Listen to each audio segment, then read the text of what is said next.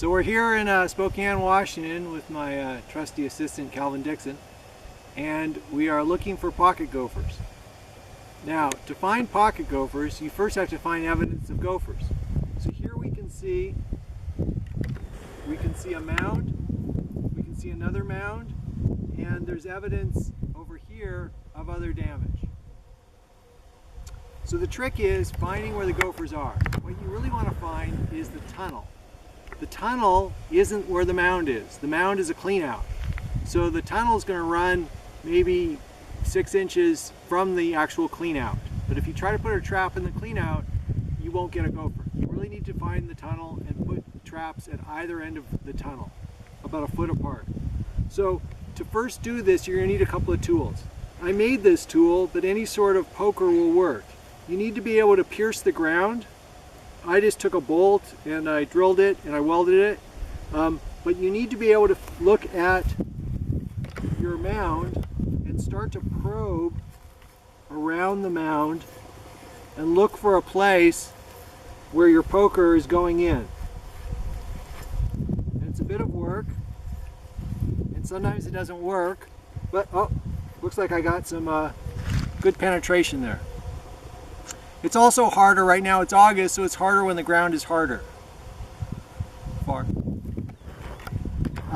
So here we've got one mound. We've got a larger mound. The smaller mounds are actually better. Sometimes in the main trail, Sometimes in the main trail, the smaller mounds are actually just little peek outs where they come to the surface to look what's going on. But we'll dig where we broke through over here, and then we'll set the traps. To dig, some people use a post hole digger, and that's really the best tool if the ground is soft. I find it's easier to use a shovel. Your holes aren't quite as nice, but the digging's a little easier on your back. So we'll dig over here, and we're trying to go, at least in this part of the country, in these soils, my soils have a fair amount of clay. They only go down about 8 inches, maybe a foot. You make a bit of a mess, but it's worth it.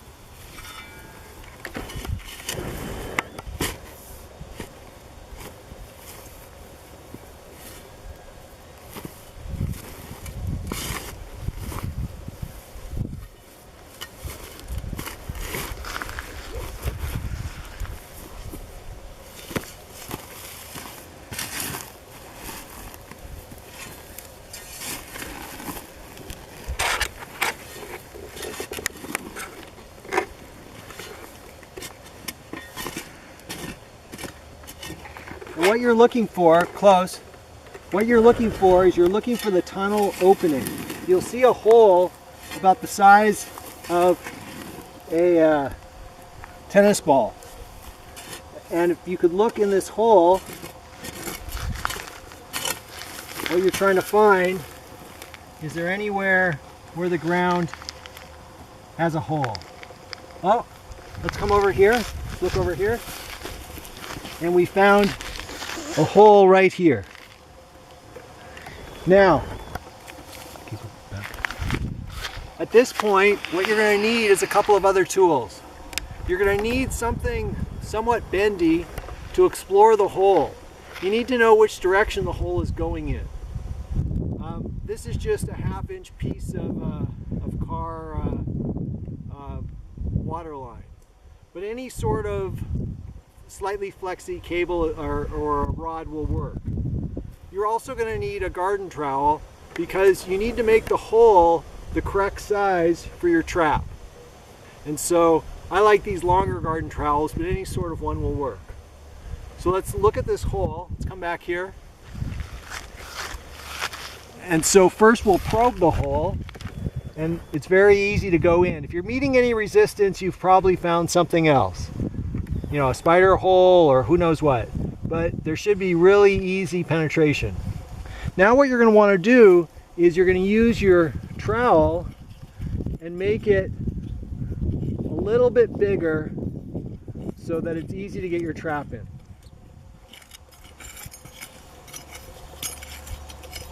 So now I've got a nice hole. You check again to see you didn't collapse it, and there's really good entrance. And this is really smooth. This goes straight off in that direction. At this point, you found one half of the tunnel. But what you really need to do, now is find the other half of the tunnel. You'll have about, if you find both ends, I find I get about a 70% success, maybe 80%. If you find just one end, then your rates probably get cut in half, maybe a little bit lower. But it's still definitely worth continuing if you only get one. It just means you're only going to catch the guys coming from that side, whereas they have to come from one of the two sides. So what we need to do now is we need to find the other side of the hole. Looks like he was going in this direction, and so using your trowel, just giving advice to Calvin Dixon. Using your trowel, you want to clean away and look for the other side of the hole.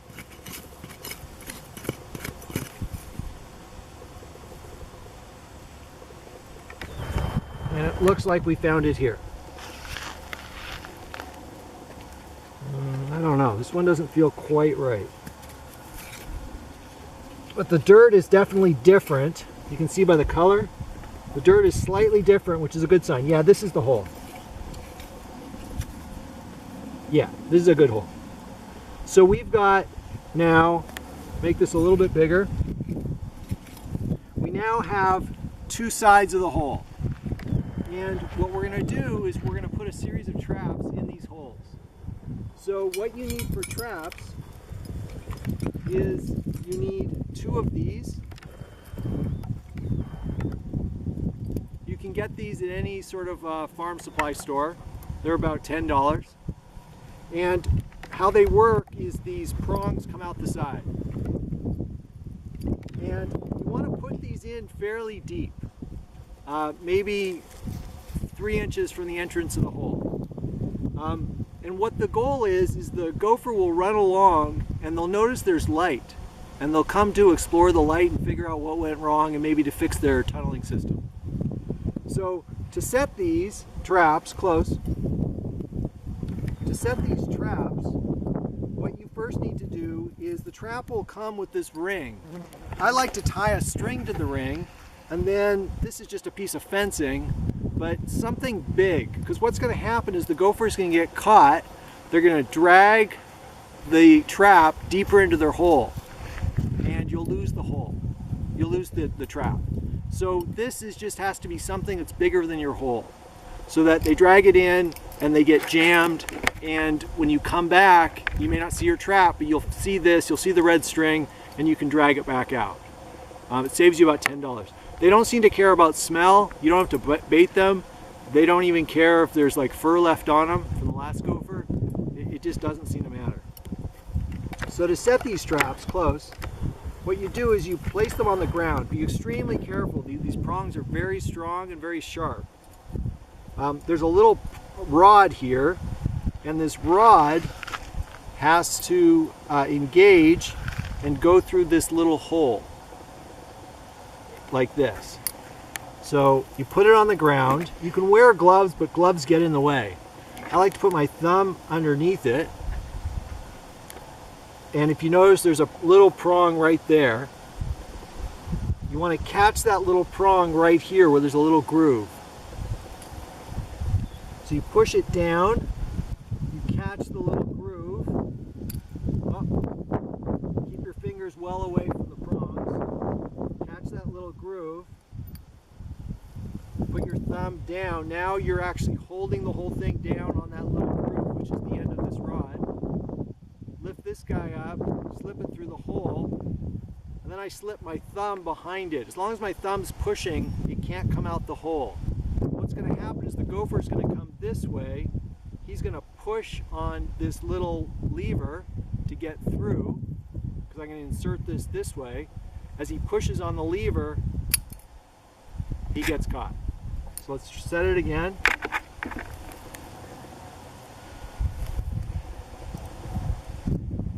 Keep your thumb back here, and now what we'll do is we'll stick this in. As long as your hand is back here, away from the business end, you're fine. So let's get a close-up shot. So we'll stick this in. Keep pushing on that lever. Get it in, 2, 3, 4 inches, and then lay this down. Now this has to be flat. So I've removed some dirt. I've got to put some dirt back because we're not done with the traps. Distance. We actually need we need another trap. And what this trap is this is going to provide our light. This also you can get at the farm stores. They're another $10, $15. So I have 8 sets. I have 8 greens and 8 blacks. It's a fair amount of money to get going, maybe $150, $200. But if you don't have this, you end up setting one or a couple, and you see other mounds, and you're out here, you're already dirty. You might as well do 8 sets, which gives you 4 holes. Because each hole takes 4 total. It takes 2 blacks and 2 greens. So you need a fair amount. The way these work is there's a guillotine, close. There's a guillotine, and he runs along this, and then he sets off this little thing here, and it snaps. So the way you set these is quite simple. You push down, move this little rod around, and now if you look, if he was to touch this, he's going to come along this way. He's going to step over the first one. He's going to touch this, and as he touches this lever here, this guillotine will slam up. So I'll touch this, and we'll see it go up. So now we'll reset this.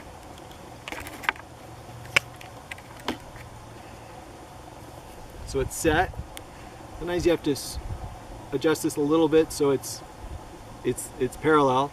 But we're going to set this with the whole end out. So if we come over here, what you want is a nice square opening. I should have done that earlier, because you really don't want any light. So you jam that in, and now there's no light, but there is little lights getting in.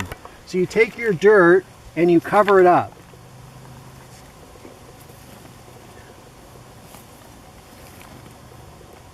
And you really can't add too much dirt. The only thing you can do wrong is you can leave this hole covered.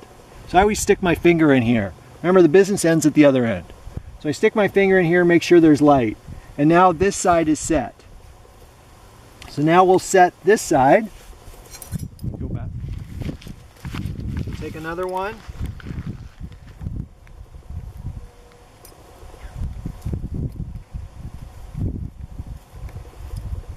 At first these are a real pain and they're hard to use, but you'll get good at it. It only takes about an hour or 2 of playing with them. You can wear gloves. I used to wear gloves, but I found out it's actually easier without them. So we stick this guy in.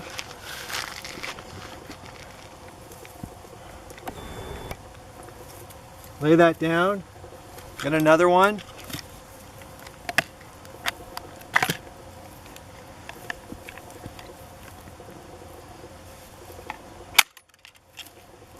Got to keep your fingers out of the way. I've never caught myself, but it looks pretty bad. Put this along here. Get some dirt. Cover it up.